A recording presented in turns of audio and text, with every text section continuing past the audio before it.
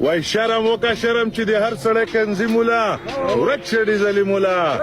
ته د اوباما پرنګ خیالات غواړې بیا د پښتونخوا حالات خراب غواړې د بنګله نمبر 22 مراعات غواړې او پوه هر پښتون چې په تاثر دی ورکوي مولا ورک شه ډیزلي مولا وی شرم وکه شرم دومره غټ شوې د میلو په شان عقل درکې نشته درته وایم د کټي په شان او دغه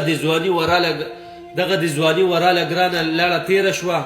عقل درکې رانغی ته ګوره د میلو په شان او شرم وکه شرم دومره غټ شوې د میلو په شان ته د دې وخت نه پس په سوچ کې چې هغه به کم وخت وي چې ته به خپل بچي ته مېتې نه ګورې بچي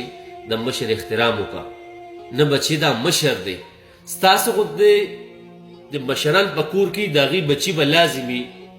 په ټیک ټاک په هر یو دغه باندې کنځل او ردې بدې کوي ځکه چې ستاسو غوندې مشران خپلې تربیت نه شوي نه خپل بچي له به د کمې تربیت وکړي او بیا مې ووره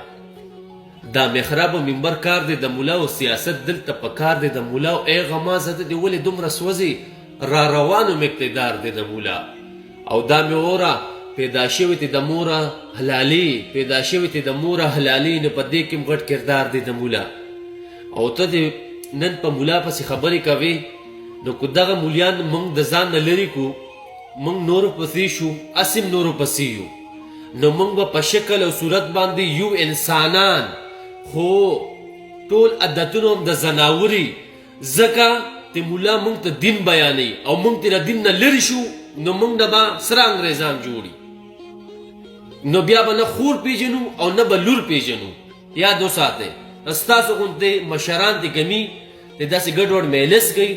نو یاد ساتئ په معاشرې باندې به ډېره غټه اثراتي د غلطه